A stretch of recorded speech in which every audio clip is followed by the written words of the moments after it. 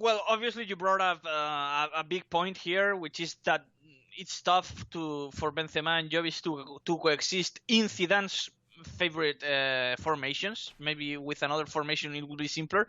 But the thing here that maybe takes away some of the strength of Zidane's point after the game against Real Sociedad is the fact that maybe Benzema would have been perfect playing as an attacking midfielder the same way Odegaard was playing as an attacking midfielder. So when Zidane actually took Odegaard out of the game, maybe during the last 10 minutes or so, when Real Madrid are more desperate to score and get the game winner, maybe you can actually put Jovic in and drop Benzema a little and play Benzema more as an attacking midfielder, which he likes very much to do, getting involved in the midfield and creating plays for his teammates and all.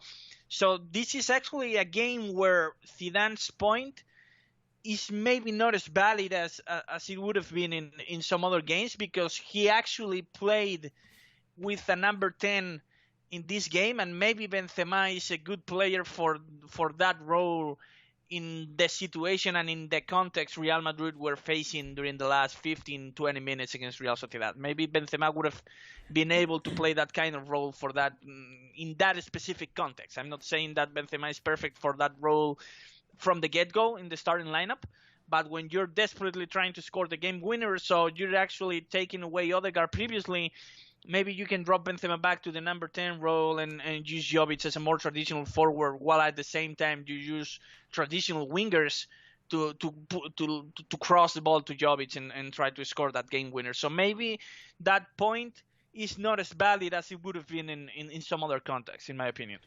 Okay, so this is a very interesting point that you brought up, and I think it's very valid. So, and it's a good segue. We can take a question from a patron, which continues and allows us to elaborate on this discussion. So our patron, Oli Michael, says, I know the attack is a frustration at the moment. I think in this post-Ronaldo era, and hopefully pre-Mbappe era, we really lack an outside forward with that killer eye for goal that can cover for Benzema. If you look at players like Moreno at Villarreal, Son at Spurs, they played right or left of the main striker but can cover the 9 if there's an injury. Liverpool's front three, Mane and Salah, are far more prolific than Firmino, and whilst fans point to Jovic, it's clear Zidane doesn't want to try both Benzema and Jovic. So often, Benzema appears on the left with no player in the box, but besides that, Benzema, Vinicius and Hazard, there is no killer goal scorer there. A player like Werner that went for a reasonable price would have been good for us. He can play left and as a 9. I just think that the team's main goal scorer doesn't need to be a 9. I don't know what you guys think about this. So that's the end of the question. So I think these are all excellent points, because it's not maybe necessarily about a 9 that you need to fit in, but you need a goal scorer, right? So if Hazard's not that goal scorer, possibly Asensio can be that goal scorer if he stays fit and he gets a lot of football. He has been a good goal scorer in the past, and he scored solid. I wouldn't say good, Guillem.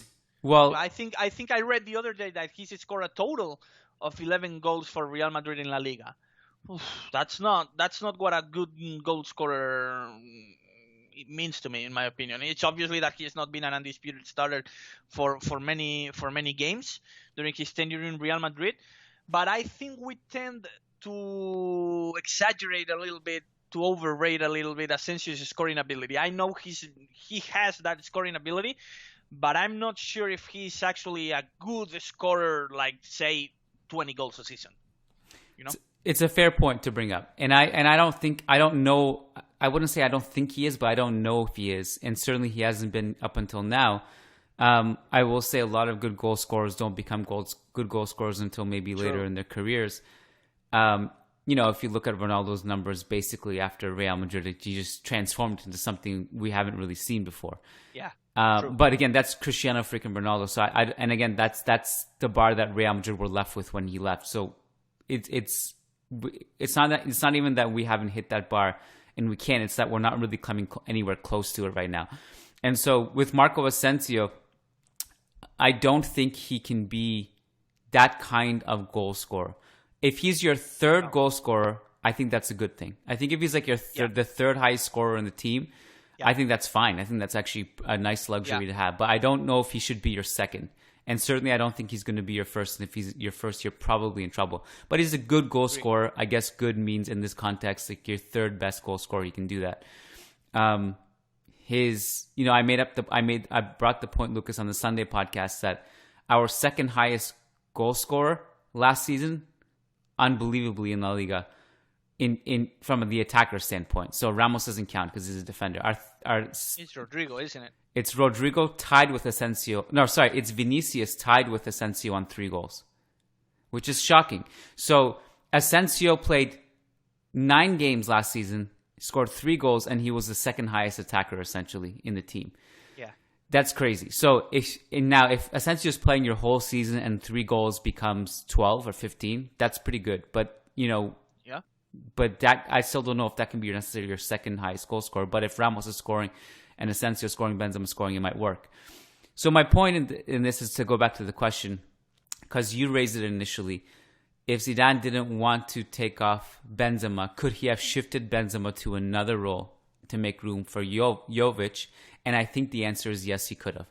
Because if you look at the Ronaldo and Benzema dynamic, was Benzema really a 9? And an underrated aspect of Benzema is that he's actually, arguably his best position is actually a left winger. Like he could play the left winger role in a non-traditional way and feed the striker from that position.